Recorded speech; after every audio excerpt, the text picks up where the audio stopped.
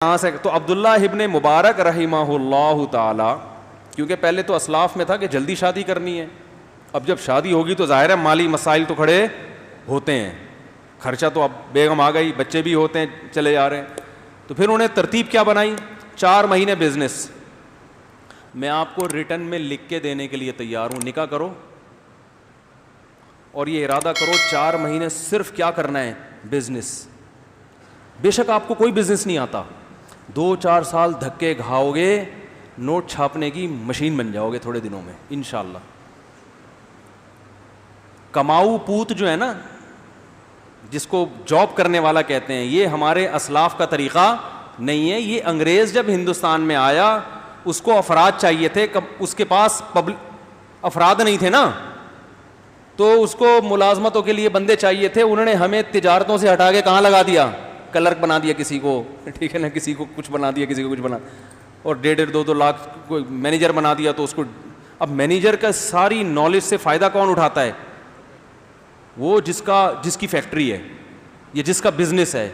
ہو سکتا ہے وہ انگوٹھا چھاپ ہو، پیسہ آئے گا نا تو مینیجر MBA لڑکے ملازم ہوں گے آپ کے، پیسہ نہیں آئے تو خود MBA بن کے کسی جاہل کی ملازمت کرو گے.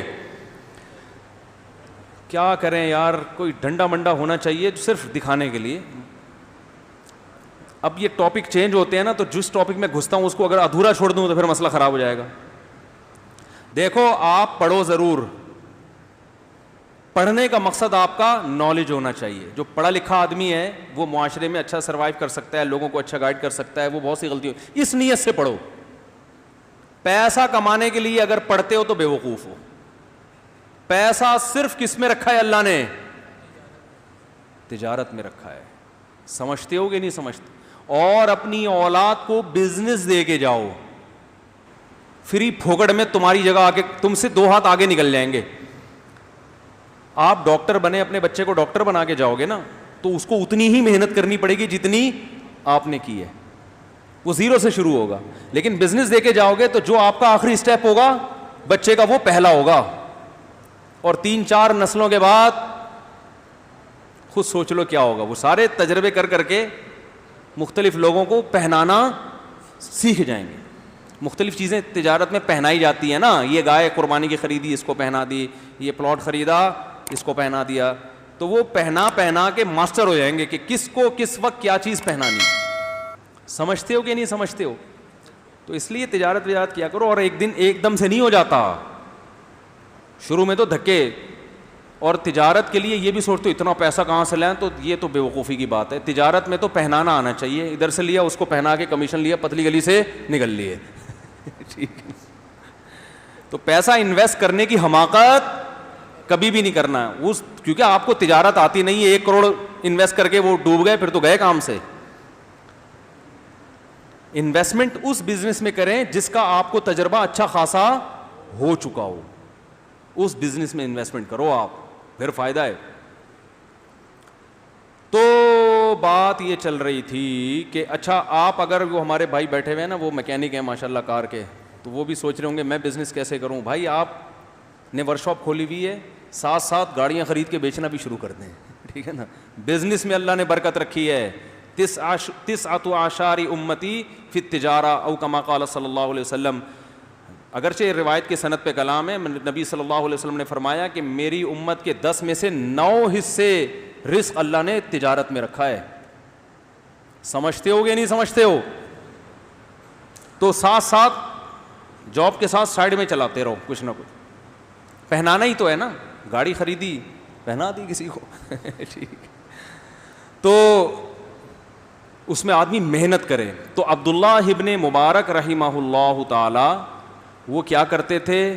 4 مہینے صرف اور صرف بزنس. اب یہ نہیں کہ بزنس ہی کے ہو کے رہ گیا، باقی کوئی کام ہی نہیں ہے.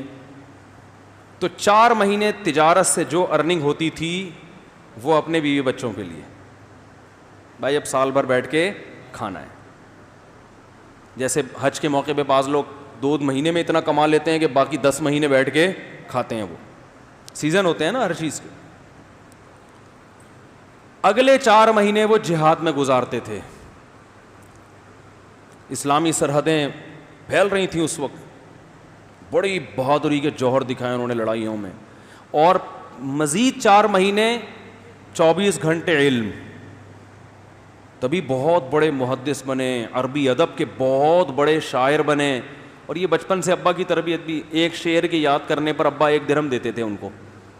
بچپن میں ابا کہتے تھے, عبداللہ بن مبارک کے جو والد تھے نا, وہ کہتے تھے ایک شعر یاد کر لو 1 درہم. تو بچوں کو اسی طرح ادب سکھایا کریں. ادب سے مراد اردو ادب یا عربی ادب یا انگریزی ادب, کچھ بھی سکھا دیں. زبان پہ کنٹرول جس کو ہوگا نا وہ بہت کچھ کر لیتا ہے. سارا مسئلہ یہ بولنا نہیں آتا. رشتہ لینے گئے تھے, بولنا کیا آتا, منہ سے نکل گیا. ایسا ہی ہوتا ہے نا, نکال دیا انہوں نے. کاروبار کر رہے ہیں, پہنانے کے لیے گئے تھے, وہ خود پہن کے آ گئے. بھائی جو بولتا ہے نا وہی, اسی کا پلہ کیا ہوتا ہے, قوت گویائی, اسپیکنگ پاور. یہ اتنی بڑی نعمت ہے کہ اس نعمت کی بیس پہ حضرت ہارون کو نبوت ملی ہے.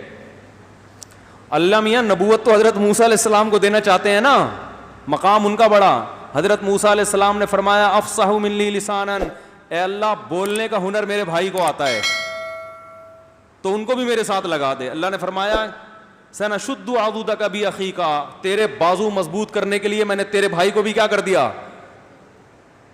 دعوت تیری ہوگی. زبان کس کی ہوگی, ہارون کی. تو ہارون علیہ السلام کو نبوت صرف اس لیے ملی کہ بولنا اچھا جانتے تھے. کیا ہو گیا؟